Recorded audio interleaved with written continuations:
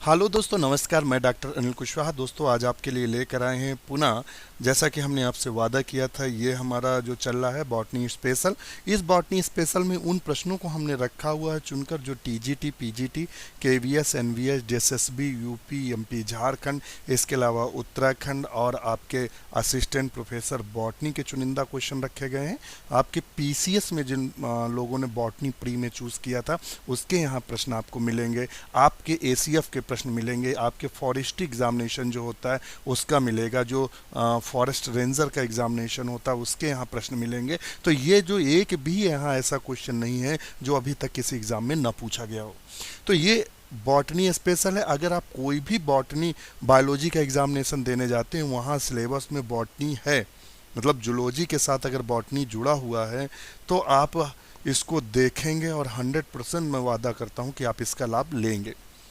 आपकी तैयारी होगी, क्वेश्चन किस तरह बने हैं, प्रीवियस ईयर क्वेश्चंस किस तरह बने हैं, और प्रॉपर ये मेंटेन वीडियो है। आप किसी भी की तैयारी कर रहे हैं, बायोलॉजी विषय उसमें है, तो आपके लिए प्रॉपर लाभदायक होगा। तो वीडियो शुरू करें उससे पहले, जैसा कि हम आपसे बार बार रिक्वेस्ट करते हैं कि आप चैनल को लाइक सब्सक्राइब करें, और एक काम छोटा सा ज़रूर किया करिए कि इसको शेयर ज़रूर कर दिया करिए। क्योंकि बायोलॉजी का जो आप देख रहे हैं कि चैनल ज़्यादा ग्रोथ नहीं कर पाते हैं, उसका एक बहुत बड़ा रीज़न है कि जो बायोलॉजी के टीजीटी, पीजीटी या असिस्टेंट प्रोफेसर की अगर तैयारी करने वाले छात्र हैं तो 500 से लेकर 1000 छात्र होते हैं जो असिस्टेंट प्रोफेसर की तैयारी कर रहे होते हैं।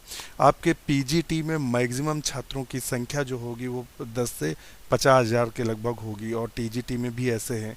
तो बहुत ज़्यादा इसका मतलब लोग नहीं हैं। तो इसलिए हम आशा करते हैं कि जो लोग भी जुड़े हैं उसको शेयर करेंगे तो चैनल ग्रोथ करेगा। शुरू करते हैं आज का वीडियो। उससे पहले रिक्वेस्ट आपसे कर दिया है, आप उसको ज़रूर ध्यान में रखिएगा। क्वेश्चन बहुत ही इंपॉर्टेंट है, हिंदी इंग्लिश दोनों में दिए हैं, जो आप समझ पाएँ। Alternation of generation in Polysiphonia. इस पॉलीसाइफोनिया में पीढ़ी एकांतरण कैसे होता है, ये पीजीटी में आया हुआ क्वेश्चन है और ये पीसीएस में भी पूछा गया क्वेश्चन है।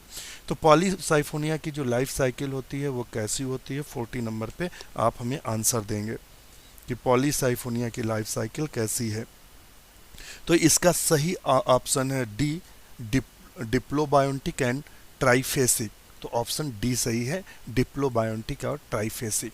Cell organelles containing hydrolytic enzymes, वो कोशिकाएं जिनमें हाइड्रोलाइटिक एंजाइम पाया जाता है। ऑप्शन आपके सामने 4 दिए हैं, इनमें से कौन सा ऑप्शन सही है आपके हिसाब से इन चारों में से? तो सबसे सही ऑप्शन है लाइसोसोम। इसको आत्महत्या की मतलब सुसाइडल बैग ऑफ सेल के नाम से जाते हैं, आत्महत्या की थैली भी बोलते हैं। और ये पॉलीमॉर्फिक मॉर्फिक कंडीशंस में भी पाई जाती है, प्राइमरी लाइसोसोम, सेकेंडरी और residual lysosome. Isomorphic alternation of generation in found in, ये आप देखिएगा कितना अच्छा क्वेश्चन है। Isomorphic alternation of generation found in 42 में, तो ये एल्गी से पूछा गया क्वेश्चन है, तो आप बताएंगे। तो इसका सही ऑप्शन है एक्टोकार्पस, और ये कई बार असिस्टेंट प्रोफेसर में पूछा गया क्वेश्चन है, और ये तो पीसीएस का पेड क्वेश्चन है ही है, और ये आपके टीजीटी, पीजीटी लायक भी है। Maximum concentration of RNA is found in, RNA का अधिकतम सांद्रण पाया जाता है, तो कहाँ पाया जाएगा? राइबोसोम में, साइटोप्लाज्म में, न्यूक्लियोलस में, माइटोकांड्रिया में। तो सबसे ज़्यादा जो सांद्रण पाया जाएगा तो वो आपके अनुसार यहाँ क्या होगा? ये सही होगा या ये इनमें से कौन सा सही होगा? तो 43 का जो सही आंसर है वो कौन सा है? राइबोसोम। क्या है? Ribosome. Maximum concentration RNA is found in ribosome. देखिए कितना उम्दा क्वेश्चन है, और ये पीसीएस में पूछा गया क्वेश्चन है। किस में पूछा गया? पीसीएस में। 43 number. The microsporangia in cycas microsporophyll, microsporangia in cycas, microsporophyll cycas में माइक्रोस्पोरोफिल्स में माइक्रोस्पोरेंजिया की उपस्थित होते हैं। Adaxial side, abaxial side, along the margin और द इन द एक्साइल्स एक्सिल्स, तो बताइएगा।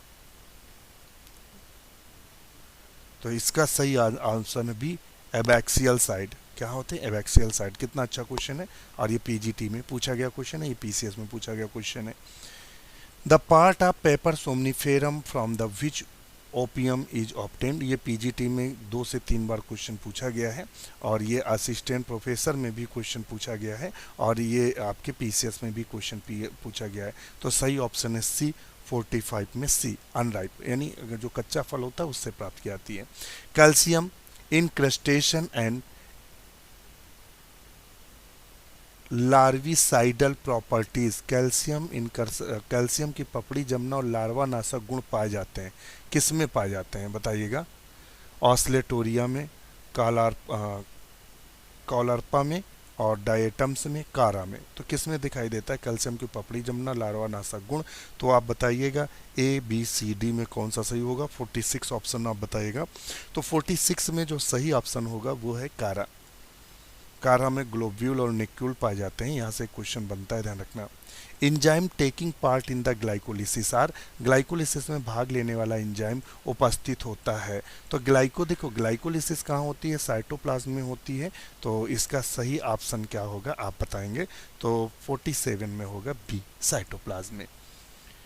As and area hypothesis given by Willis was based on the study, ये पीसीएस में पूछा गया क्वेश्चन और असिस्टेंट प्रोफेसर में।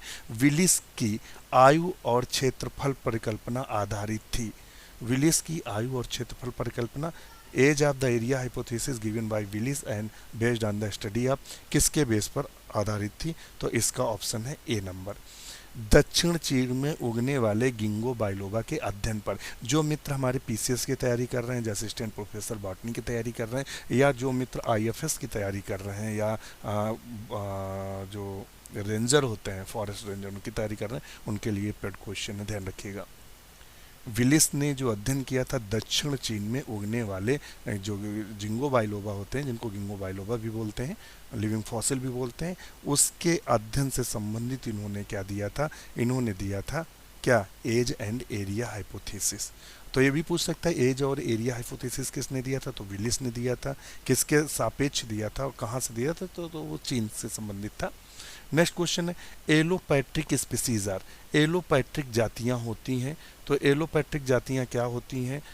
The species inhabiting different geographical area, the species inhabiting the same geographical area.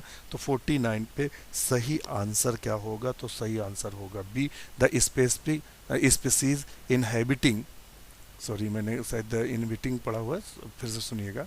The species inhabiting different geographical area, वे प्रजातियां जो भिन्न भौगोलिक क्षेत्रों में पाई जाती हैं उन्हें एलोपैट्रिक बोलते हैं। ये क्वेश्चन पीजीटी का पेट क्वेश्चन है, पीजीटी का पेट क्वेश्चन है, टीजीटी का पेट क्वेश्चन है, पीसीएस में पूछा गया क्वेश्चन है, असिस्टेंट प्रोफेसर बॉटनी में भी पूछे जाने योग्य है। इन बेसिडियोमाइसिटीज एंजियोकार्पस फलन पाया जाता। बहुत अच्छा उम्दा क्वेश्चन है, पीजीटी लायक है, और ये पीसीएस का क्वेश्चन है, और ये असिस्टेंट प्रोफेसर जो तैयारी कर रहा है उसको जरूर मार्क करिएगा। बेसिडियोमाइसिटीज में एंजियोकार्पस फ्रूटिफिकेशन फाउंड इन, तो ये किस में पाया जाता है? एगेरिकस में, लाइकोपर्डन में, पॉलीपोरस में और कोपोरिनस में। तो इसका सही ऑप्शन 50 का क्या होगा?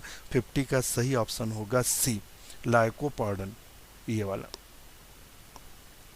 बेसिडियोमाइसिटीज में एंजियोस्पर्म फलन पाया जाता है लाइकोपार्डन में। 50 का जो सही आंसर है वो 50 का कौन सा बताया आपको हमने? सी नंबर बताया है। लाइकोपार्डन में एंजियोकार्पस फ्रूटिंग बॉडी पाई जाती है। Dimorphism is the characteristic features of some of the fungi in which the following fungi found in, द्विरूपता कुछ फफूंदों का विशिष्ट लक्षण है, निम्नलिखित फफूंदों में से ये किस में पाया जाता है? द्विरूपता। अच्छा क्वेश्चन है। डाइमॉर्फिज्म किस में देखने को मिलती है? तो एकाइला में देखने को मिलती है या किसी और में? तो इसका सही ऑप्शन है एकाइला। एकाइला क्या है? एक एक्वोटिक फंगस है, ध्यान रखिएगा। उसमें डाइमॉर्फिज्म हमें देखने को, द्विरूपता देखने को मिलती है। ये पेड क्वेश्चन है। Watery stipe disease of mushroom is caused by, mushroom की वाटरी स्टाइप व्याधि पैदा होती है। ये पीसीएस लाइक क्वेश्चन है, ये पीसीएस का क्वेश्चन है और असिस्टेंट प्रोफेसर बॉटनी का है। तो watery stipe disease of mushroom is caused by, mushroom की वाटरी स्टाइप व्याधि पैदा होती है बैक्टीरिया, वायरस से, स्ट्रेप्टोमाइसिस से, साइकोप्लाज्मा से। तो 52 का कौन सा ऑप्शन आपके हिसाब से सही होगा? तो वो होगा सी, वायरस से ये डिजीज होती है। कौन सी? वाटरी टाइप व्याधि। इस तरह के क्वेश्चंस देखिए, आप अगर टीजीटी पीजीटी या कोई भी एग्जाम देने जाते हैं, आप जो क्वेश्चन सही करते हैं 60 से 65 तक और कभी कभी 70% तक क्वेश्चन आप सही करते हैं। आप अगर बिना पढ़े जाएंगे तो 50% क्वेश्चन सही करके आएंगे। उसका रीज़न क्या है कि आप अगर उस सब्जेक्ट से पढ़े हैं तो 50 से लेकर जो 60% क्वेश्चन होते हैं वो सिंपल होते हैं। और बकाया जिन लोगों ने 20% क्वेश्चन, जो 40% में 20% जो टफ क्वेश्चन होते हैं, अगर वो उन्होंने सही कर लिए, उनका सिलेक्शन 100% होता है। आपका और उनमें सिर्फ अंतर वो है कि वो थोड़े से टफ क्वेश्चन सॉल्व कर लेते हैं, आप वो टफ नहीं कर पाते हैं। तो ये थोड़ा सा अंतर है। तो थोड़ी सी तैयारी आपको ज़रूर करनी पड़ेगी। तो वाटरी टाइप वायरस से होती है। Which of the following shows the trichothallic growth? Trichothallic growth किस में देखने को मिलती है? एक्टोकार्पस या सार्गासम, वालवॉक्स और नॉस्टॉक? बहुत अच्छा क्वेश्चन है, ट्राइकोथैलिक। तो 53 का सही आंसर क्या है? तो 53 का जो आपका सही आंसर होगा वो होगा डी, सार्गासम में ट्राइकोथैलिक वृद्धि देखने को मिलती है। असिस्टेंट प्रोफेसर और ये पीसीएस में पूछा गया क्वेश्चन है।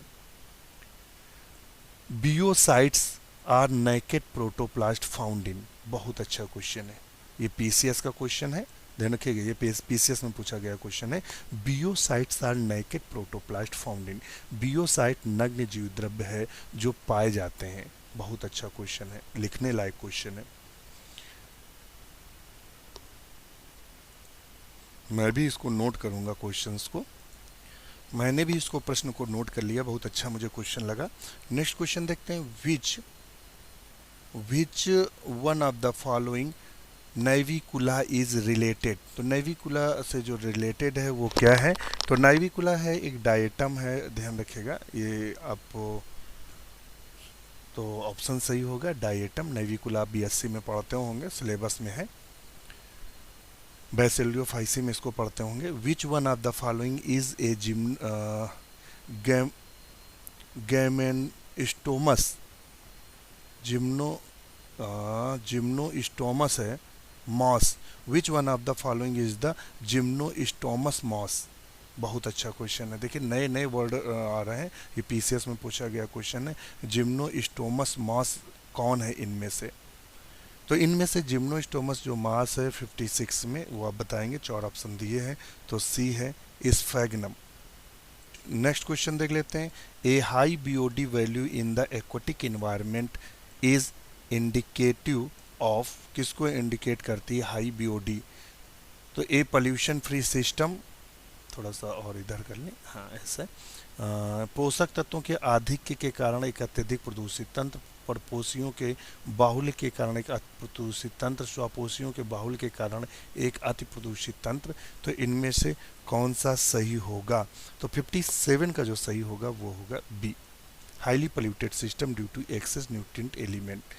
In which are the following the maximum plant diversity found? तो मैक्सिमम जो प्लांट डाइवर्सिटी पाई जाएगी वो कहाँ पाई जाएगी? तो बताइएगा। तो वो हमें जो दिखाई देगी 58 में, क्या आंसर होगा आप देखिएगा। तो 58 में होगा बी, उष्णकटिबंधीय आर्द्र पर्णपाती वनों में, ट्रॉपिकल मॉइस्ट डेसिडुअस फॉरेस्ट में दिखाई देगी। A pigment concerned with the both floral induction and seed germination is? पुष्पी प्रेरण एवं बीज अंकुरण दोनों से संबंधित रंजक है। जो पुष्प प्रेरण करता है, बीज अंकुरण करता है, उनमें से कौन सा संबंधित है? फ्लोरिजिन या प्लास्टोसाइनिन, पर्णहरित और फाइटोक्रोम? तो उसका सही आंसर है 59 का डी, फाइटोक्रोम। क्या है? फाइटोक्रोम। नेक्स्ट क्वेश्चन है। In which of the following plant types both PEP carboxylase and RuBP carboxylase are present in the mesophyll cells of chloroplast? तो पीईपी और आरयूबीपी दोनों जो यहाँ पाए जाते हैं वो कौन सी है? कैम साइकिल, C4 C3 और कैम और C4 साइकिल। तो 60 का होगा बी, C4 साइकिल में दोनों देखने को मिलते हैं। नेक्स्ट क्वेश्चन देखेंगे। In grana the reaction ADP plus pyrophosphate से एटीपी ड्यूरिंग डे बताएगा। डिसंगेट्स ग्रेना होगा, गामा ने लिखा में दिन में घटित, इन ग्रेना दिन में घटित होने वाली क्रिया ये इंगित करती है, किसको इंगित करती है बताएगा। तो ये इंगित करती है फोटोफास्फोराइलेशन को या किसी और को, तो ये इंगित करती है फोटोफास्फोराइलेशन को। In which one of the following the spore mother cell and the elater mother cell belong the same cell generation, तो ये किस में देखने को मिलता है, तो ये देखने को मिलता है फ्लुलेनिया में।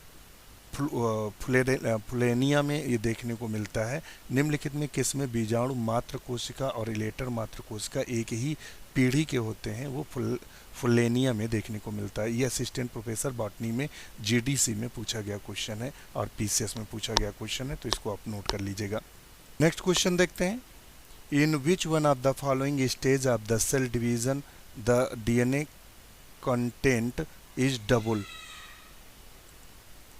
तो आप बताइएगा जिसमें डबल हो जाता है, तो कौन सी अवस्था है जिसमें डबल हो जाता है, तो इंटरफेस है, प्रोफेस है, मेटाफेस है या एनाफेस है। तो 63 का आप सही आंसर करिएगा। ये कब डबल होता है, तो वो है ए, क्या है, इंटरफेस में। बहुत अच्छा क्वेश्चन है। At which of the following stage of the meiosis crossing over take place, तो क्रॉसिंग ओवर जो देखने को मिलता है वो मे बी पैकेटीन में देखने को मिलता है, तो 64 में डी सही है। Which one of the following is called the suicidal bag, अभी हमने बताया था, तो लाइसोसोम को बोलते हैं। Which one of the following has the amphiphloic siphonostele, तो एम्फीफ्लोइक जो साइफनो स्टील देखने को मिलती है वो हमें किस में देखने को मिलती है आप बताएंगे, तो 66 में है ए, राइजोम ऑफ मार्सिलिया। और एक्टोफ्लोइक जो स्टीम देखने को मिलती है स्टेम ऑफ इक्विसिटम में शायद देखने को मिलती है। The ability of certain DNA sequence in the genome to move from one side to another without any sequence relationship is called, genome में उपस्थित कुछ ऐसे डीएनए अनुक्रमों का बिना किसी अनुक्रमिक संबंध के एक स्थान से दूसरे स्थान पर स्थानांतरित होने की योग्यता क्या कहलाती है, तो ट्रांसपोजन्स कहलाती है या और कुछ कहलाती है, आप कमेंट करिएगा। तो सही ऑप्शन है सी, ट्रांसपोजिशन। ये नेक्स्ट क्वेश्चन है। If the cell of the root of an angiosperm have 12 chromosomes, which of the following parts of the same plants will have 6 chromosome? कहाँ ये 6 क्रोमोसोम दिखाई देंगे, तो इनके स्पोर जो होंगे वहाँ दिखाई देंगे, तो सिनरग्रिड सेल में या इंडोस्पर्म सेल में, लीफ सेल में या कॉटिलेडनरी सेल में, तो ये हमें कहाँ हैप्लॉइड दिखाई देंगे, तो 68 में है, सिनरग्रिड सेल में। The substrate of photorespiration is, the substrate of photorespiration is glycolate, pyruvic acid, acetyl coenzyme A और ग्लूकोज, तो इसका सही ऑप्शन क्या होगा, तो वो होगा ग्लाइकोलेट। ध्यान रखिएगा, बहुत अच्छा क्वेश्चन है। फोटो जो रेस्पिरेशन के लिए क्रियाधार, जो क्रियाधार होता है वो क्या होता है, तो ग्लाइकोलेट होता है।